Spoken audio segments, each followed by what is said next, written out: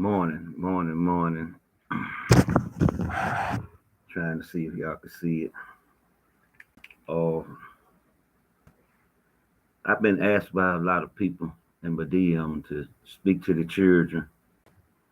And a couple of months ago, I had agreed that I would start coming to homes and churches and recreation centers and sit down and talk to the kids. And my message is try to plant the seed. I'm gonna talk to the kids, but I need to be able to get the message through the mamas that from my life experience, I could try to be like, give you what I think the best advice for trying to rear your kid away from stuff. And the first thing is we as adults got to learn to plant the seed. And I say that because of my life experiences, or the seed that my mama planted and the seed that my grandmama planted.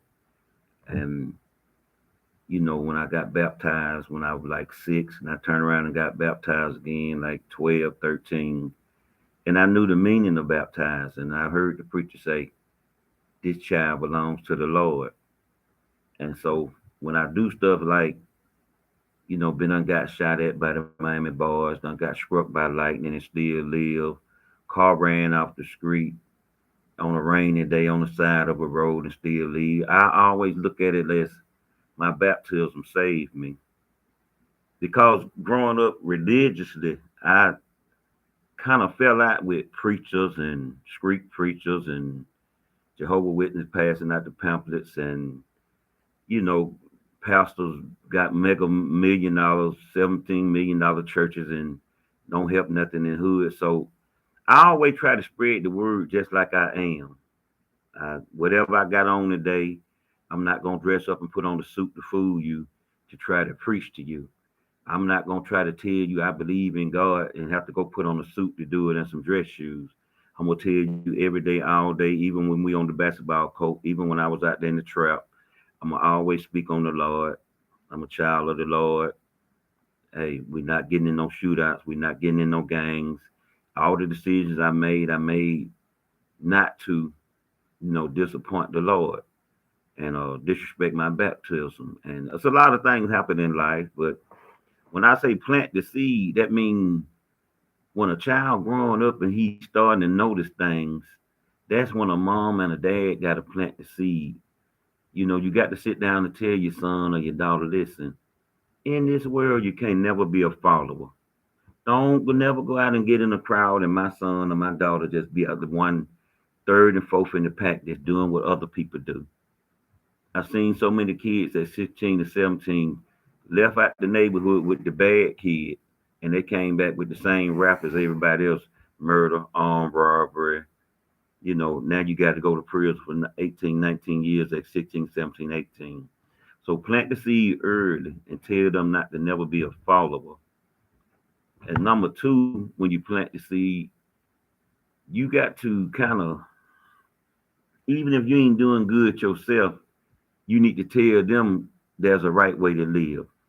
I always give a kid the option of, hey, if I got some kin folks in Ohio or Tennessee or something, you feel like Georgia, that's not right for you. Move your kid to save your kid. Don't just keep the kid here because you want food stamps, because you want welfare. Care enough about the child. If you sit here in a bad situation, you can send your child to be taken care of. Plant the seed. Let's get out of this. I'm not gonna work for the white man mess. Let's get out of this. I'm not gonna send my kid to the military mess because we blind and we backsliding our kids by not letting them have opportunities. I always told my kid, even if you get a job that didn't pay that much money, take the money and flip it. I always went to the wholesale place and bought me some stuff. And okay, they give me $7 hours. When I get my check, I went and bought me some T-shirts I could sell. Anybody who growed up know me. I used to walk around the neighborhood with the T-shirts on the back, and hey man, you want to buy a shirt? You want? I just always want to flip my check, so I ain't never want nobody to say, "Well, I don't make enough money when I work." And the military, I know you look at it funny as yes sir, no sir, and and I think they tricked us. They used to want us to just be in the army, just to fight, but now that they done got well, send your kids to the military so they can at least get that orientation and get that discipline and learn how to come back as a disciplined child. And even if they go, they might not want to come back. They might say, Mama and Daddy, I'm gonna stay in Dallas, I'm gonna stay in Tennessee, I'm gonna stay somewhere where it's better.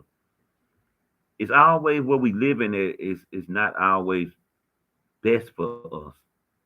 I grew up in some of the roughest projects it was, and I hear people bragging about where we come from.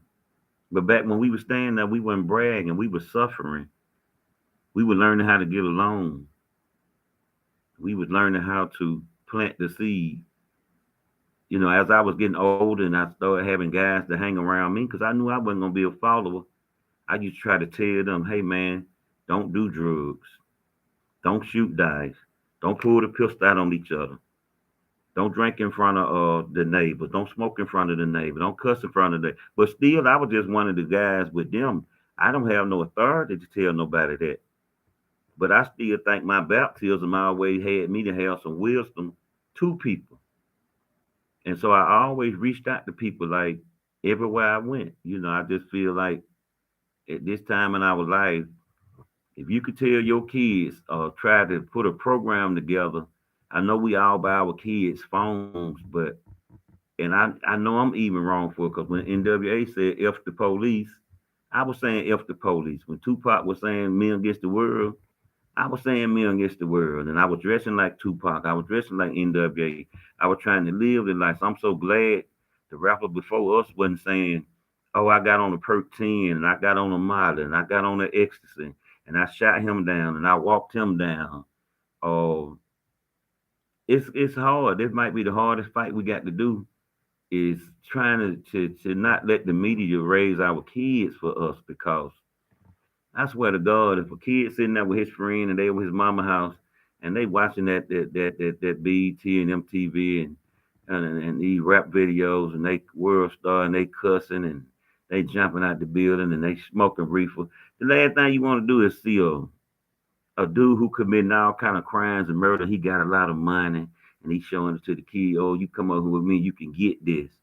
It's almost like they taking your children from you because they know mom and dad in the other room, they ain't got $200 in their pocket. But the dude on the TV, he bragging, and he stay down the street from you. That what's the name went to school with me.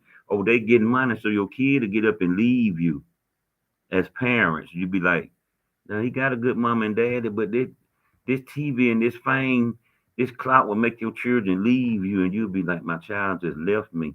You be talking to him, he don't be hearing you. Then when he leave you, he go in this room and get back on the computer and the media, and he be like, the media, my dad.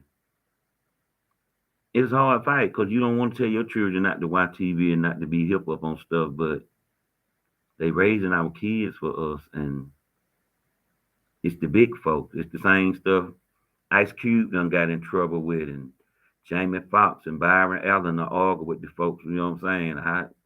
That's way above me to be talking about some elites, but that's what they get in trouble for. They saying they calling and reaching out to the elite saying enough is enough. Won't y'all stop promoting black on black violence?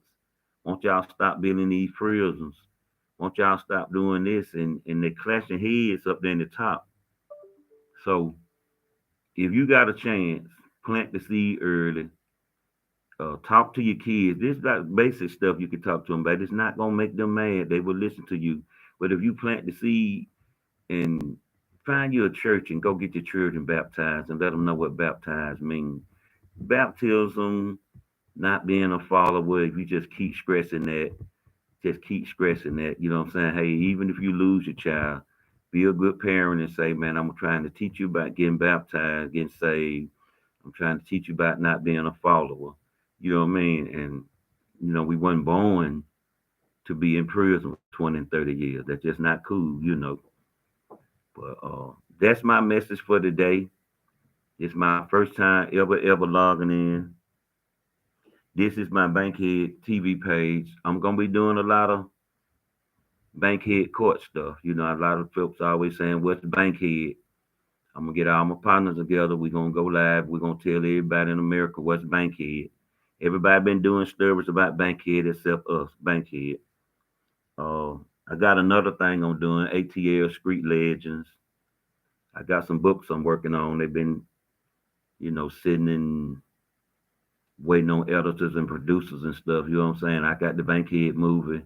Soon as somebody come to me, I got the Bankhead documentary. I got the Michael Briscoe documentary. I got a lot of stuff we can work on, but it's gonna take some time. And that's why I've been telling all my people, if you got old videos and pictures and VCR tapes and photo albums of us in Bankhead, people who we done forgot about, you know what I'm saying? I don't want to leave nobody out. I ain't even finna start naming names right now because we got so many people that we need to put in the documentary, in the movie, that it's gonna be a crime and a shame because so many people shaped our lives out there. You know, I sometimes I close my eyes and I be like, we did that out there in Bankhead. But anyway, I was on I'm gonna get back to work and thank y'all. Everybody share this video, like this video, and subscribe to my channel. So when I get ready to do the move in the books and the photo app and all that, you'll already know you won't be saying mine and hear about it. Once again, I'm Rockhead, the Hood President, signing out.